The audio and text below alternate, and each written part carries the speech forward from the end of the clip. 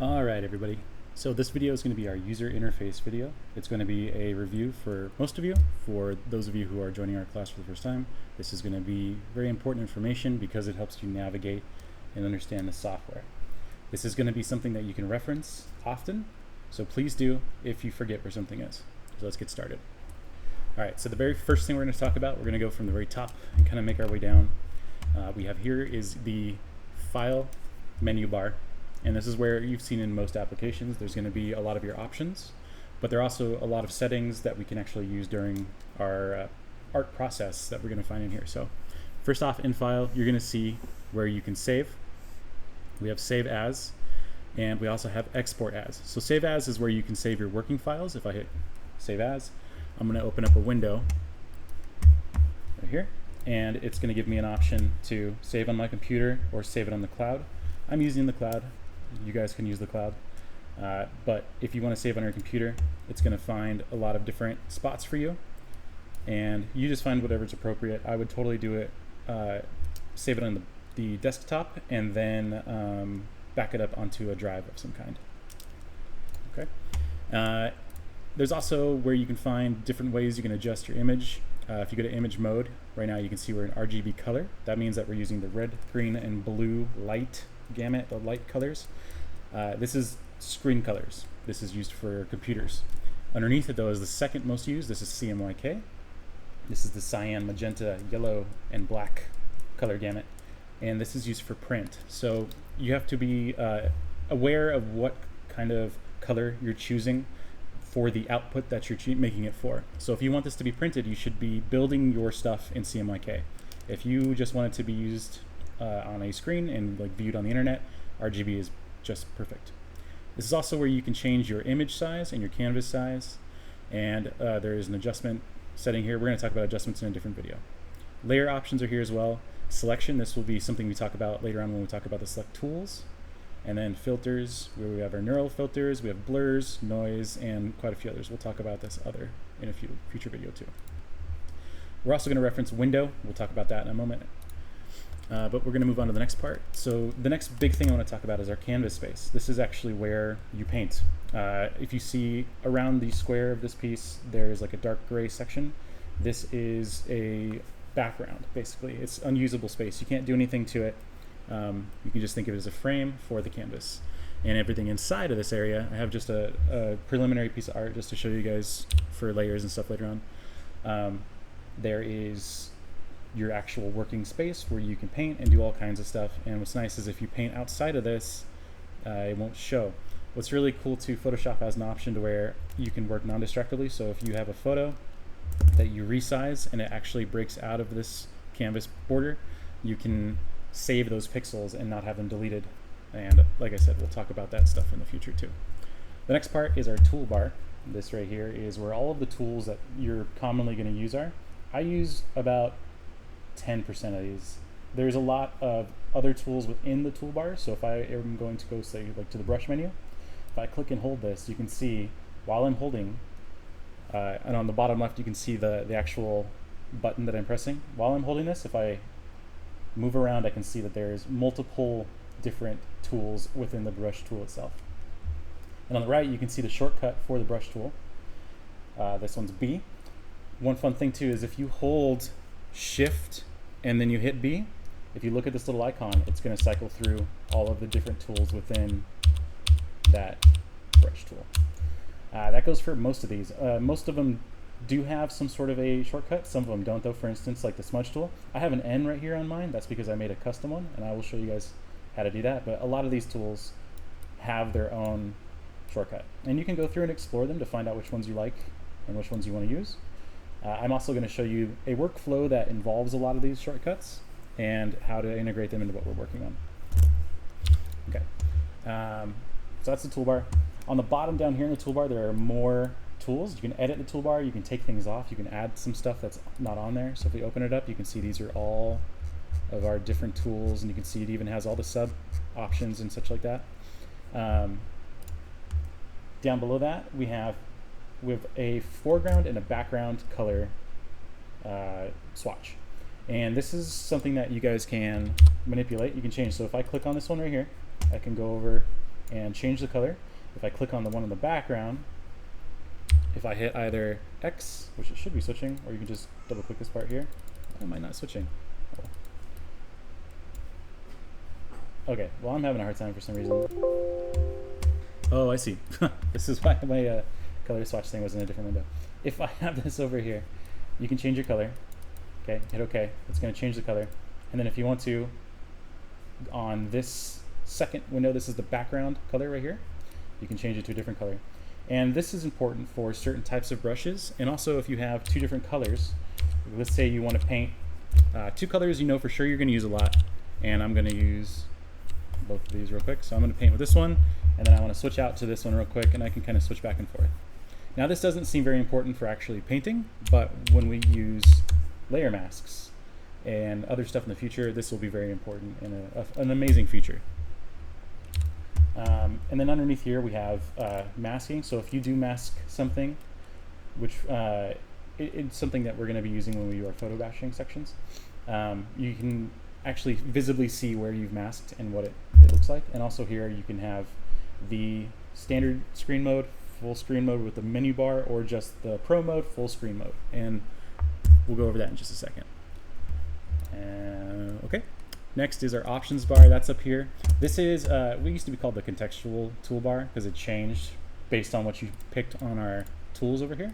But now it's just called the options bar. So it's the options of the tool that you're currently on. So if I'm on the brush tool, you can see that I have my brush, I have brush settings, I have the mode at which the brush works on, the opacity and the flow of our brush. We'll go over that when we go over this tool later on, and various other options. And like I said, it changes as you go. So every tool will have its own options, and each one will be very useful. This is one of my favorite parts of Photoshop, because I don't have to go very far to find all the stuff that I need to do what I want to do. The next thing is the contextual taskbar. They took the name from the toolbar and they brought it down to this little thing down here. So this is called the contextual taskbar. It changes based on what you're doing, and it uses more of like an understanding of what's on the canvas rather than the tool you're on. So if it sees that you're working on a photo, it'll change to photo stuff. If it sees that you're working on a painting, it'll change to painting stuff. I don't use this tool at all. I think a lot of the different features that it has on it are different shortcuts that we can actually just memorize. And really what it does is it just brings a lot of these shortcuts onto your screen for you. It's like this is the adjustment menu that we can open up. I don't need that. I have a lot of that stuff easily accessible in different parts. So yeah, if you want to, you can use it, you can explore it, but I'm not really going to demonstrate how to use it in a class because it's not necessary really for what we're doing. And finally, the windows. So over here, you can see I have my custom setup for my windows. If I want to, I can rearrange and change all this stuff. So I'm going to go and we'll talk about that in just a minute, how to set up this space so that it works for the way you want it to be. But just know that each one of these is a window. We call it a window or a panel, and it has all of its own settings. Each one has got something else going on with it. You can minimize it so it's a button. You can resize it by dragging on the corner, making it nice and big, or make it really small. And then if you want to, you can just get rid of it. Okay. Now let's say that happens and you're losing or missing something. You can go up to the file menu bar up here, go to window, and you can see here all of our windows that are possible that we can have on the screen are present. And I lost my color, so I can go over to color, and you can see right now there's only one right here that has a check mark, and that's layers. If you look, we've got layers open right now. I know it says channels and paths too, but they're not visible. So the layers is visible, and we're seeing it, and if I want another one too, so I'm going to click on that and it brings us back, and we have our new panel back. Okay. So now I want to talk about navigating around and how to actually make Photoshop do what you want it to do. So we're going to go and start with just zooming. Okay, zooming is probably one of the most basic things you're going to do constantly. But so many of you are going to zoom in too much, and I'm going to bug you about doing that. So don't focus on it too much. First thing we're going to talk about is the easy option, the control, plus, and minus. So if you hit control and then you go plus, you'll zoom in. If you hit minus, you'll zoom out. Okay, I know it's not showing it on this part down here because I think it's my settings on it are a little too fast, but yeah, control plus and control minus. Control plus zooms in, makes things bigger. Control minus makes things smaller. And you can go pretty far. Yeah, it's insane. Now, if you guys look on your keyboard, that control plus and minus, it's on the very far right of your keyboard. And most of what you're going to be doing in hotkeys is going to be on the far left of your keyboard. So I like to use this option. It's called Scrubby Zoom.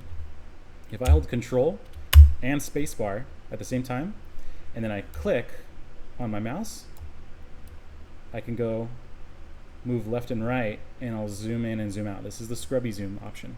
And this just lets me very quickly move into an area that I want to go to without having to move my hand away from the spot that I spend most of my time at. Okay. You guys are also watching me move this thing. You can see I'm grabbing the canvas and moving it around in our workspace.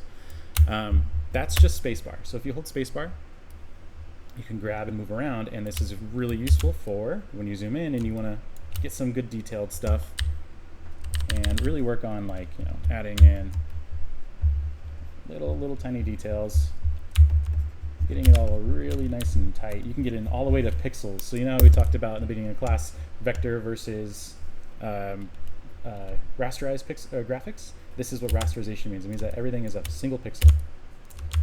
So you can, like I said, you can zoom all the way into the pixels, you can zoom all the way out, so you can see the entire thing, and it's the size of a pixel. Now we're going to talk about full screen. Sorry if you guys can hear my dog or my baby in the background. They're all playing, so if you can hear that, please just try to ignore it. I'm sorry. We have next full screen. So right now I'm in windowed mode. So that means that I can see the file menu, I can see the panel, so I can restore the size as a window or a full screen window, and I can minimize it. I can also see my toolbar in Windows and the time and all that stuff. So this is like, you know, this is a good working size, but sometimes you want to completely fill your screen. And so if you hit full screen, it's going to block all that stuff out, and you're just going to have your canvas and just Photoshop. And if you're super comfortable with Photoshop and you don't really need anything and you're working on one thing at a time, you can get rid of everything by hitting F again, and you will have a completely covered canvas, or a screen with just your canvas. And this is really comfortable when you've been painting for a long time, because then you just have whatever you're trying to look at. There's no distractions of anything else on the outside of it. If while you're in one of these modes you want to see really quickly one of the panels or one of the windows, you can hit tab and it'll bring everything back for a moment, and then you can hit tab again to make it go away. So that's F for full screen. Now I want to get let's say I have the canvas here, and let's say I lost it, or it's like way over here, or it's so tiny and I'm like, I lost it, I can't see it. And if you guys look, it's like it's right down here, you can barely see it. So I'm like, I lost my canvas, Mr. Creason, what do I do? To reset a canvas, to bring it so it's fitting your workspace again, if you hit Control and 0, it'll reset the canvas and make it fill the screen. What's really nice too is if you have it on full screen like this and you hit Control 0, it'll fill everything. And if you have something set up so that it's the 16 by 9 ratio, it'll fill up a full computer screen or phone screen, that kind of stuff. All right. Now, let's say we've pretty much talked about this section a lot. Now I'm going to talk about everything on the outside here. I want to talk about resetting our workspace and getting the workspace to be set up in a way that you want to have it set up and be comfortable for you. So right now, we'll talk about this again. The canvas is latched onto Photoshop. Photoshop's got kind of these like sticky magnets that holds everything together, so that if you move the whole window, everything kind of follows along. But we can also set up Photoshop so that everything is kind of floating in its own area and kind of does its own thing. So if I minimize or make the window smaller, I can grab this little tab here and I can move this, and now I have my canvas in its own little window, and it's independent from Photoshop. So I can move Photoshop, and then I can move my canvas, and everything is completely separate. And if you look down here, if you go down to the bottom where the Photoshop icon is, you can see it's also moved it into 2 different windows. So now let's say you did this and you're like, I don't really like this, I don't want it to be this way. You can grab your panel, your window, and you can bring it back up, and you can see this glowing blue line around the canvas or the workspace. If you bring it up there and it kind of hovers and does this little disappearing act, you can let go and it'll put it right back in. This is really great too, because if you want to have multiple windows up, and let's say I have like a reference of something somewhere, yeah, let's say I have like something like this. This is like a big reference board for another project I was working on. It's going to take a little bit to open up. You can have, you'll see these set up as multiple tabs. So you guys can see here, this is like me doing, I'm going to make you guys do this for one project. This is like you doing designs and like talking to yourself about how you want everything to be laid out. You can see up here I have one window here, and then I have one window here, and I can switch back and forth between them. But I want to have both of them up at the same time. So one thing I can do is I can have the window kind of hovering back here, and I can go back over to this part of Photoshop, and I can now have both windows up, and I can work on this one while this one's chilling here. And if I click on each one of these, you can see that the title of it highlights, becomes a little brighter, and that means you're just activating that one, and you can move around and look at stuff. All right. I'm going to close that one out, bring this back, bring it back up. Oh, actually, no, I'm going to bring that one back open because I forgot one thing to show you guys. We'll just open this one up. So I got now 2 windows again. If you go over to Window and you want to go to Arrange, if you want to see these things stacked up side by side, you can go up here to 2 up vertical or 2 up horizontal. So 2 up vertical means it'll show 2 windows side by side. Just kind of like how we were doing before, everything was floating. But now they're integrated into Photoshop. They're not going to be tabbed, they're going to be next to each other. And you can grab the little middle part here and you can move this so one is a little bit bigger than the other one. I tend not to like to do this though, because if I want to look at a whole like bit of reference, it's going to be kind of in just this spot, and I have all this empty space here that I could be using for whatever I'm working on, and I can see more of it. So I like to just have my panels floating kind of like this. And then you can resize the panel, get just kind of what you want to work on, and then I can go to work on whatever I'm doing. Also, if you look over here too, we're going to talk about this little window in a second. That is the, whoops, I'm looking at the news. That is our layers panel, and that's going to change based on whatever window you're going to be clicking on. All right, look at that, get this back up. Okay, so you've full screened your panel and you're like, okay, I can't find Photoshop, where is it? It's because this is still separate from Photoshop. So you've got to stick it back in, and now it's back in with everything, and you can see all of your menus and such like that. So you find out how you want to place your canvas. That's the most important part. Everything else now is something that you can change and reset. So I'm going to go back to I'm going to kind of make this how it was when we first started using Photoshop, just so real quick so you guys can see. I'm going to just add random stuff. So let's say this is what my workspace looks like, and I'm not really quite happy with it. I want it to be a more custom, more comfortable spot for me. So I'm working on a large Cintiq. It's 22 inches, so that means my screen is 22 inches, and I can draw directly on it. I can actually have, you know, I'm drawing on the screen at the moment. So that means that if I want to work over here and do stuff, I have to move my arm over here, get the tool, and then go back, and then come into this, and then go back over here, and then go back over here. So it's a lot of movement. When you're working on the little smaller bamboo tablets, it's not too much of an issue, but if you guys are going to get into this field, you're going to want to get really comfortable, because you're going to be doing this for many hours a day, many days a week, and it just takes a lot out of you. And you'll get carpal tunnel, you'll get tennis elbow, you'll get I don't know, just your shoulder will hurt, like lots of stuff. So making this space as comfortable as possible, minimizing the amount you actually have to move that isn't art related is really important. And so I'm gonna set this up and customize this whole piece so that, or the workspace, so that it's comfortable. And the way to do that is we can move these windows around. I can move my toolbar around, and just like how we shoved our canvas window into Photoshop, we can do the same thing with the little magnets where it's like highlights blue. I can bring my toolbar over to the right. There's some panels here that I want to get rid of, so I can right click on them, and then I can hit close or close tab group if there's multiple in there. So let's say like this is a tab group where there's multiple tabs. I can close this whole thing, hit close tab group, and it'll get rid of everything. Now I lost my layers, right? So I have to go back up to window, go find layers, click it back on, and then it brings it in. And if you look, see this here is now a nice little floating space that I can work with. And they're all magnetically attached to each other. I can resize them. I can size them in with each other. Be careful though, because you can do funny things like this where you make your window too big, and then now I can't access any of the stuff on the bottom no matter what I do. So you go like that. Once I've got it set up the way I want it to be and I'm happy, then I can go up here to there's a little box with a kind of like a little menu thing on the left. It looks like the Photoshop face. You can click on it, and then right now you'll see I have a custom workspace setup. It says JC 2022. This is my old one. You guys will have essentials or 3D or photo. We're going to make our own. So I'm going to go to new workspace. I'm going to type in JC 2023. And then I want to click on keyboard, menus, and toolbar, because these are going to keep all of the customized keystrokes or keyboard shortcuts that I've made, like the one that I showed you where it showed like the N on the smudge tool.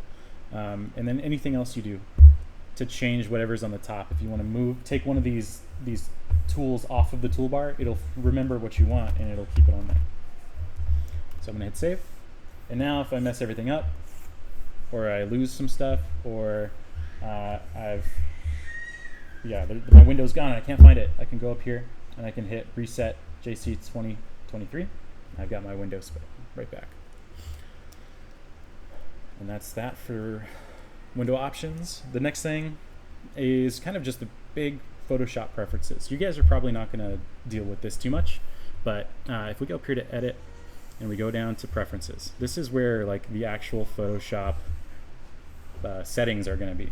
So I'm going to go to general. It's going to show me a panel that has all of our available options for settings here. So like I said, there's a lot of information in all this. It's a little too much, and we're not going to talk about it. But one of the things I did want to show you and I wanted to talk about is your tools. If you are not able to do animated zoom, the scrubby zoom like I showed you, make sure that this is ticked on. If it's ticked off, the reason you can't do it is because this isn't on. Most of the time you guys should be able to do it. If it doesn't, then that's, we'll work on it in class and I'll help you figure it out. You guys can also go to file handling, and you can have things save in the original folder. You can have it autosave after every couple minutes. Scratch disks isn't really important. This just determines how much space you have. So if you have something at home and you have like an external drive where you want Photoshop to use the external drive to like think and use it as like a desk space to help it do its stuff, you can have it set up here. I'm not going to deal with any of that stuff. So, but yeah, this in general is how you guys are going to customize Photoshop on like the back end, where you're not seeing all that stuff, but it really does help you. And then we're also going to check out, edit, keyboard shortcuts. And this one is where you can create and customize your own shortcuts if you're really unhappy with how something is set up. So for instance, I use a tool called the smudge tool a lot. And as you can see here, I already have mine set up as N. N, if you look on the keyboard, is pretty close to brush with B. So the shortcut for brush and the shortcut for smudge are right next to each other. So I have mine set up as N, and I like that, so I'm going to accept. So let's say I want the sharpen tool to also be set up as N. I'm going to hit N and hit accept. Okay. So now if I hit OK and I go over here, if I look, you can see the sharpen tool now has an N around it, and that is a shortcut I can use. So I can go N and smudge some stuff. Well, thinking really hard. All right, so that's the end of this video. If you guys need help, always email me, or you can talk to me in class and I will help you through this. Please use this YouTube video as a reference in case you guys forget how to do something. And remember, everything that we're learning is contextual to our class. So there's a lot of stuff going on with Photoshop. I'm just showing you what we're going to be using while we're learning. Thank you.